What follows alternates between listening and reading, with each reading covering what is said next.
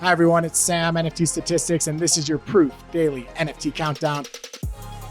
Hope you're having a great day. Today we're really going to focus on Blur. I think, Blur has been the most important player in this ecosystem for the past 3 months, really for 6 months, and they just made some big moves, had a big impact on behavior yesterday. So I want to dive in there, give my takes, talk a little about the data that we saw. But first, let's start with a quick market overview. Volumes were up just a small bit. Now, you can see here that when we got incentivized bidding, volumes went up something like 10x. We only saw a slight increase yesterday. And I think the reason is that the lending that went on to Blur was only on 3 projects. If you look at this, the top 24-hour volume, the top 3 players were those 3 projects: Rap CryptoPunks, Azuki's Milady Maker, and then a couple other projects who people maybe are anticipating will get lending on Blur sooner than later. But market share largely with Blur went from about 70% to 75%. And I thought this chart was super interesting. Unique users were actually down. And I think a lot of people who are really excited about this are jumping in and playing with the lending on Blur. But a lot of people are saying, I don't really know what's going on there. I'm going to take a little while before I figure it out, and then eventually we'll probably get back involved. But I think that this chart reflects this. The other thing to know when you see dashboards on Blur, on Dune, is that all the buys that happen from the leverage wallet, basically every buy on leverage on Blur is from the same wallet. So it may seem like unique users are down a little bit more than they are. I added those back onto this chart. We still saw unique users down a fair bit. Large cap index was up about 2.5%. Always pumped to get that move higher. It feels like we have a bit more of a bullish environment. I even bought some NFTs yesterday, which I hadn't done for a long time. In terms of what was up, it was the guys that had the lending, on their collections, Azuki and Punks, and then Bored Apes in anticipation. And what was weak, Moonbirds and Doodles, both down 7 or more percent. Mid-cap index was pretty much flat. Not that many projects in the mid-cap index got the incentivized lending. And you also did see incentivized bidding go from 2x to 1x on most of these projects. So a little bit quieter on those projects. Rumble Kong's up, VV Check's up, and Alien Friends were down. Now, I wanted to show the Milady chart, mainly just because Milady, completely took off, went to 3.5 ETH yesterday on the back of the lending coming to Milady and more people being able to buy them on leverage. And then here's Azuki, went above 16 ETH. Basically, this is the highest that Azuki has been since May of last year. So about a year, when the floor price got up to 30 ETH, then had a lot of negative news, fodder around the project. But since then, it's as high as it has been. In terms of our projects, we got a Fidenza sale above 50 ETH. Love to see it. A few Chromie Squiggle sales. Other than that, everything did less than 10 ETH of volume. Here's the Fidenza, 51 ETH. Really nice looking Fidenza.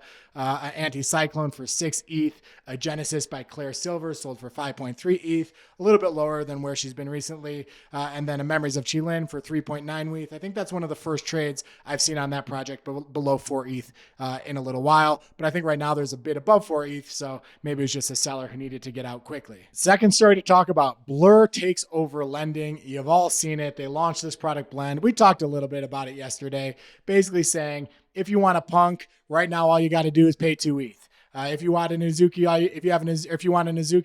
you got to do right now is pay 1 ETH, and we'll find a lender who will pay the rest. So they kind of knew right out of the gate what it would look like. Now, one thing I want to focus on, because a lot of Twitter is saying lending and NFTs, that's a bad combination, is that lending is not new.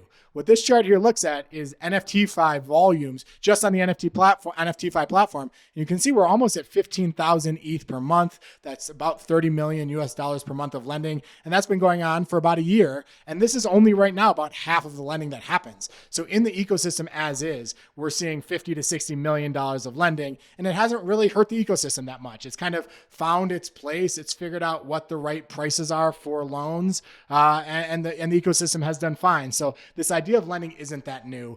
And yesterday on the show, I compared Blur to other lending platforms. And I think the biggest thing that I missed, the most important thing, and there are a lot of differences, but the most important thing is that Blur has a $1.9 billion token that they can use as incentives to get lenders to give great terms on loans. And that's what really is going to make it so hard for anyone to compete with Blur. The result, because of the Blur token that they're using to incentivize is we saw just incredible terms on loans, and I'll show you those in a second. And then the second thing is that they have full-scale integration. It's never been easier to use a platform you already use, a platform you trust, to take a loan out and buy an NFT instantly. And I think that creates a huge competitive advantage. So how does it work? This here is the Azuki screen, and that there is the buy floor button, where in the past, if you want to buy an NFT, you'd have to pay 16.35 for that Azuki. Whereas here now they have that green button where it says, okay, actually you can pay 16.35, or you just pay 0.95 ETH, and we'll find a lender who will give you a loan for the rest of it. If you push that green button, it expands and you see the different terms. And in this loan example, this is one where you pay 2.3 ETH down, 2.23 ETH down, and you take out a 14.4 ETH loan. And the terms of this loan are 0% interest. Okay, so here, basically you can just buy the Azuki outright, but instead of paying 16.6, you only pay 2.2. Okay, and that's much lower risk. If the floor goes to down 13 ETH, it goes down to 13, down 3.6 ETH, you only lose your principal. You only lose 2.2. So it's actually right now with these terms so crazy good, all this ETH at 0% APR, it's actually a really good deal. Now, why are people giving such great terms on these loans? And I think the reason is simple. It's that Blur is paying a ton of Blur incentive points to people who give good terms on loans. Okay, yesterday, I did a bunch of lending offering, and none of them got accepted. You only get paid, while they have not been accepted. But I put out some decent loan terms, and I got 60 points, 60 Blur points just from those lending offers versus 136 bid points. But those bid points have taken me 2.5 months to accumulate. So in one day, I got more points from my lending than I got from basically 2.5 months of bidding. And I think that puts into perspective why you're going to keep seeing great terms on these loans. It's because people are going to keep wanting to get a lot of points from their lending. Okay. A couple things. What are the big risks here? Obviously it's great for borrowers who are getting really cheap access to capital, and for the lenders, they're getting a ton of Blur, so maybe they have benefits. What are the big risks? The first is, of course, that prices go down and the borrowers lose their ETH. So in that example, if I buy an Azuki for 16.6, but I only pay 2 ETH and the price goes to 13, well, I lose my 2 ETH. Okay, it would have been worse if I bought the whole thing, but let's say I'm somebody who's buying on leverage and buys multiple of these. Okay, then I lose a lot of ETH really, really quickly because they were all bought on leverage. And then the second thing, and this is what I worry a little bit more about as far as an ecosystem level, is that a ton of NFTs will then go to the lenders. And those lenders are the airdrop farmers. We know the people who generally don't want to hold these NFTs for too long. That's kind of what we've seen from airdrop farmers in the past. They get stuck with the NFTs like we saw with incentivized bidding, and they end up losing money as well. And then the tack-on effect is that all the supply ends up going into the hands of people who we as a community know don't want to hold them. And I think it makes the NFTs a little bit harder to buy when there's so much supply. Although people can get leverage, so maybe they will buy them anyways. Now, one thing I wanted to look at was this chart here. Okay, because we've seen a price jump, and we saw the exact same price jump when incentivized bidding was brought on. Okay, prices went up in that initial stage. It was all this new liquidity, basically a transfer of wealth from people who were buying the token, to airdrop farmers who were then providing exit liquidity or bidding up the prices of NFTs. Everything seemed great for about a week with incentivized bidding, and then we saw prices really have one of the sharpest downturns that we've ever seen in the history of NFTs. So to me, the question is that going to happen again here? And I wanted to dig into a couple things. First is what happened then? My view is that incentivized bidding perversely was not what I expected, but actually did end up having a pretty negative impact on prices over that 3-month period. And there are obviously a lot of different factors that went into it. But a few of the things that I think made it a difficult environment for NFTs were, one, when you got those big bids, and airdrop farmers bidding on so many NFTs, you saw a supply shift from the people who were long-term holders into the hands of flippers. Okay, so and the flippers, because of the incentive dynamic, needed to get their ETH back very, very quickly. Okay, when a ton of flippers or a ton of airdrop farmers get a ton of supply, it kind of keeps real buyers away. Why? Because NFTs are priced based on people's perception of supply and demand. If you think there is a ton of supply in the hands of people who want out quick, you're not going to buy right now for the same reason you wouldn't buy an NFT if a ton of them are listed on the floor. You're just going to wait, to see that supply filter into the market first before you actually buy. So I think when you get all these players who have a ton of NFTs, it can actually be negative for perception, which can lead price lower. I've talked about how NFTs are momentum assets. So once that ball starts getting rolling, it can be hard to stop. Vebbling goods is a term for assets that people want to buy more of when they get higher price and buy less of when they get lower. I think NFTs have a little bit of that characteristic. And then the last thing here is that the game of airdrop farming and of earning Blur was so complex that I think a lot of average users who didn't learn it kind of stayed away. They saw some pump and dumps. They saw, tons of people selling all at once. And the average user who, historically had kind of been along for the ride was like, you know what, I'm going to wait for this to be over because I don't really get what's going on. So I think that all of that contributed to the negativity that we've seen over the past 2.5 months. The question is that going to happen now? Are we going to see the same thing where we get a nice pump, and then over time things go down? And I think there are some similarities, but also some differences that could make this different. One thing I think is certain is that we need to expect volatility in both directions. When things are going up, people can get leverage and pump that price up higher much more quickly. When things are going down, well, there are a ton of people who have loans that are going to have to liquidate. That's going to really accelerate the downside. And we've seen this with Ben Dow. So I think that is the given. There's going to be more volatility in both directions. The second thing, which I think is different, is that now at least buyers who are buying these projects are the ones who really want to buy that project. Okay. And those are the people who now have more ETH. Okay, so you're going to see, and they can go and they can pick their own NFTs. So you're going to see people who really wanted an Azuki but couldn't get one. Now they have access to ETH, so they can go and buy. I think that creates the perception that there's more demand and more people end up buying. So I think that's all positive. It's actually people who like the projects who are going to be doing the buying a bit more than people who are just bidding for points and then dumping quite quickly. And I think the fact that people can pick their own NFTs, maybe that leads to a bit more differentiation between Grails and floor NFTs.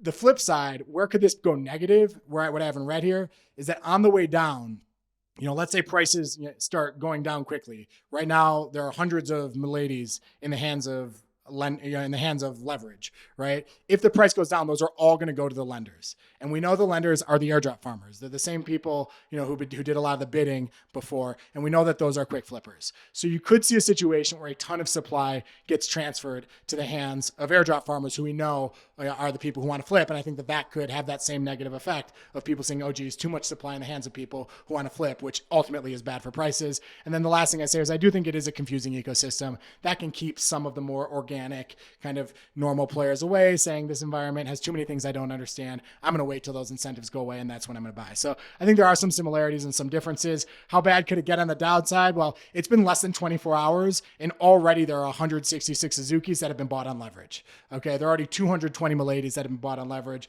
more than 40 CryptoPunks that have been bought on leverage. So if prices go down, we know that all of those are going to go into the hands of lenders who I think reasonably so, are the types who are going to want to flip quickly so they can get their ETH back. So that is a bit of the risk. Just to conclude everything, I think that Blur is the best in the business at knowing the user, at innovating, at being super innovative about the UI and creating tools that people want.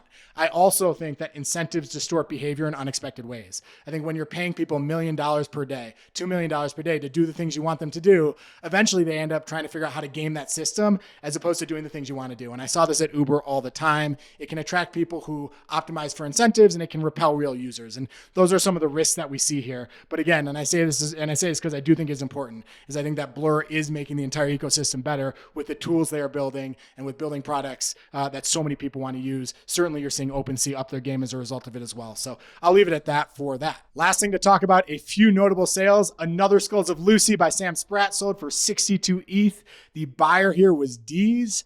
I kind of love these tweets. He said he put his Ringer ETH to good use because he recently sold a Ringer. Very thankful that someone listed this below the price that people have been saving, especially one that he likes. And then he said he'd never sprinted so fast to his computer after getting a phone call. So congrats to D's. We know that some of these skulls have been selling at higher prices than 62. Of course, OSF bought one for 77, I believe, plus the NFT he gave. So this is actually a pretty good price relative to where Skulls of Luci have been trading.